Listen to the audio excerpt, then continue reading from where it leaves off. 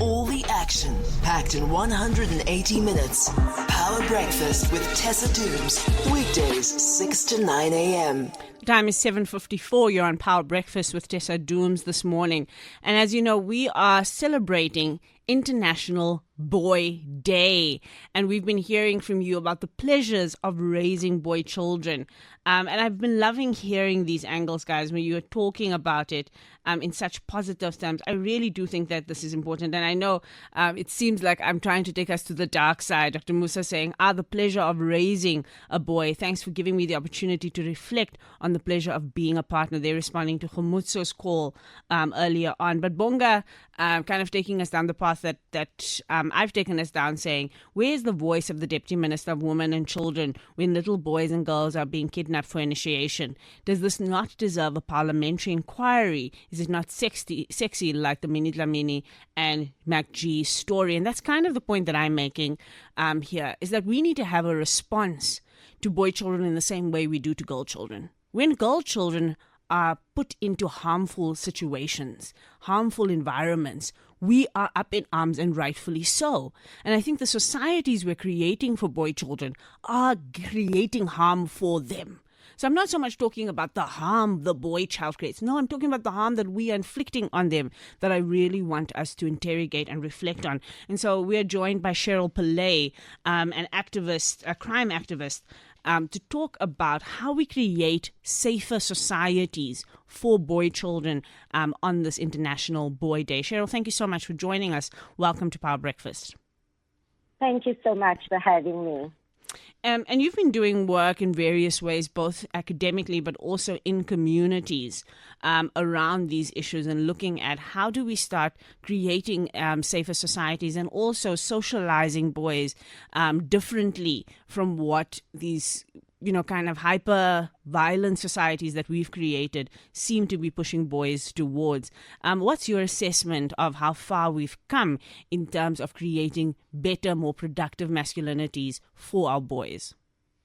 Sure, we're very, very far off the mark, especially in previously disadvantaged communities, where there's lack of activities, lack of resources, society made up of broken families, not too many father figures in our communities, and this is part of the decay or the going backwards of our young boys. And I work in the Greater Eldorado Park community, and many other communities as well that I come face to face with. And it's just sad to see that we don't have too many positive role models coming forward to bring positivity for our young boys. Role models where the young boys can emulate. They face to face every day with more gangsterism. Sitting around at corners. If you drive through Eldorado Park some days, certain hotspots, it's sad to see that they are getting younger and younger. The school dropout rate is getting younger. And that's scary because it's all boys that's supposed to be our future. Yeah, I was a youth worker in Eldorado Park in my teens and my early 20s. And Cheryl, I remember speaking to young boys around, especially gangsterism, which was a hot topic at the time. And they would say to me, well, we are close to the gangsters because they come to us and they offer to nurture us. They offer to mentor us. And so it is the gangsters that win out because they are proactive in reaching out to young boys. How do we start becoming more proactive as those who want to see these young men, these young boys become men that are, positive contributors to society? How do we start to take up those roles of mentorship? We have a few programs, and I want to say that it is positively impacting, but it's obviously too little. If more of us took on the responsibility, because if each one of us can have one child that we turn their lives around, would be a greater impact. And we have programs like we just started a project Pick Six, which is American flag football. And there's 30 boys in there that is being mentored. We have a scout program that was started by Gangs to Grace. You know, the Scouts gives you discipline, gives you purpose, takes you out of the community, takes you on camping trips. So those little programs, if we could have more of them being rolled out in our community, we don't need to take 1,000 children. If each one of us at least took 5 to 10, that would make the impact and the difference.